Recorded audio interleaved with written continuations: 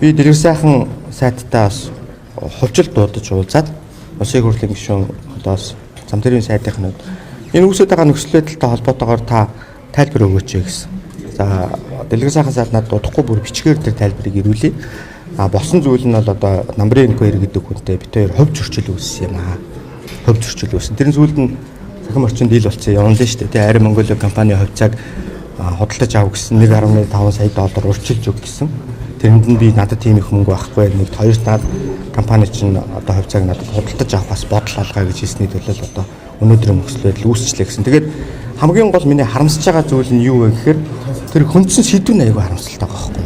Төмөр зам холболтын асуудал. Бид нар өнгөрсөн бараг 20 жилийн хугацаанд ус төржилтөөс болж гацаж дээр нь урт хөрштөөгөө энэс олж бас таагүй харилцаанд орцсон байсан энэ зүйлийг нь одоо өнөөдөр урагшлуулж тэр гэрээ контрактыг сойрхон батлах асуудлыг нь улсын их хурл хилэлцсэн энэ зүйлийг одоо ингээд хөндөж ярьсан өөрөө буруу. Туван гишүүн хойд одоо сайд багтай энэ ажил хэрвээ энэ асуудлыг зөвхөн дэлгэр сайхан сайтай ярих гэж үзэж байгаа бол тэр чинь эдийн засгийн хөгжлийн яам.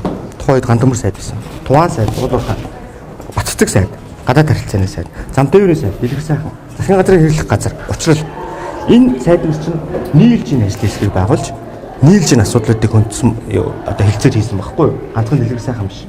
Тэгэхээр энэ асуудалтай хэрвээ хандах гэж бол би жоо ултаа сууртай ханд ёо. Тэгвэл одоо бусдантай ч гэсэн асуудал яриад. Нэгт хоёр талаар төмөр замын холболтын гэрээ одоо буруу зөрөө болсон гэдээ үзэж байгаа бол цуцлахгүй юу? Туслах эрхийн засгийн газарч байгаа. Их хурлч байгаа. Их хурл өөрөө энийг авч үзээд туслаа. Тэгээд дараа нь дахиад намрын инквайри дараагаар ахлуулсан ажлын хэсэг байгуулад хэлцээрт оруулаад яасан юм бэ гэдэг саналыг өгөө. Миний би гаргаж байгаа.